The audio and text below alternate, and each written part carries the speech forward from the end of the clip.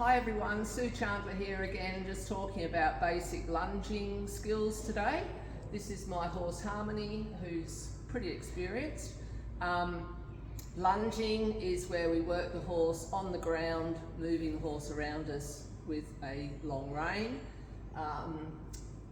We use it for obviously starting horses, although this is a little bit different today. This is for lunging a horse that knows how to lunge. We can develop the horse's paces on the lunge.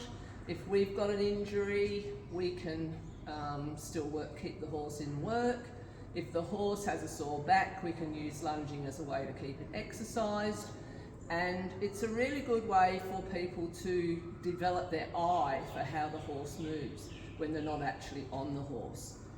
So today, as I'm going to ride her afterwards, I'm ready to ride basically. However, lunging unknown horses or young horses, I would definitely recommend wearing a helmet in case anything goes wrong. Proper footwear, either riding boots or boots that are going to be safe on the ground and not slippery.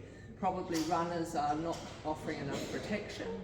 Obviously gloves as well, and gloves that aren't too tight, because in worst case scenario the glove would actually maybe just come off your hand if you end up losing the lung joint. So it's best to have a glove that the hand will just slip out of. So the gear we're going to talk about today is just a basic snaffle bridle. As I say, I'm going to ride her, so I've got the saddle on. This is a roller that you could use rather than the saddle if you're not going to ride, but you'd need to make sure you have good padding underneath it. I usually fold a saddle cloth in half or threes and put it as a good pad underneath. And the thing with the lunging roller is that it has a lot of positions to fit the side reins. I'll just take that off. So this is just a normal dressage saddle. I've got the stirrups secured so they don't drop down and dangle around the horse.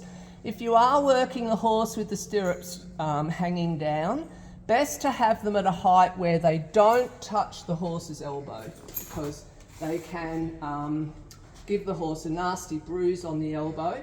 So best to have them level with the edge of the saddle flap, which for young horses is quite a good idea. Get them used to things moving around them. I've got the boots on all four legs. Now, the hind legs do move around a lot on the lunge, particularly with horses that aren't balanced terribly well and young horses. So always a good idea to definitely include the hind legs with the boots. A lot of people just say, oh, protect the front legs. Well, the front legs, yeah, they will maybe brush a little, but don't forget the back legs too. Also have overreach boots on just because I'm going to ride.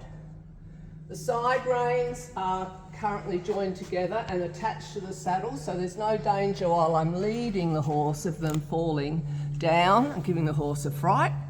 And because these reins have been adjusted, I've actually got an extension on my girth, just made up with pantyhose actually, to give an elastic stretch and it help to have the reins the correct length. I like these side reins because they're leather. They have the solid rubber ring, and they also have a buckle fitting. Very often elastic wears and gets very loose, and the sliding fasteners tend to come undone. This way you can really have the length correct. So we'll attach those before we start the lunging, or when we start the lunging. You wouldn't lead a horse with side reins attached. Now,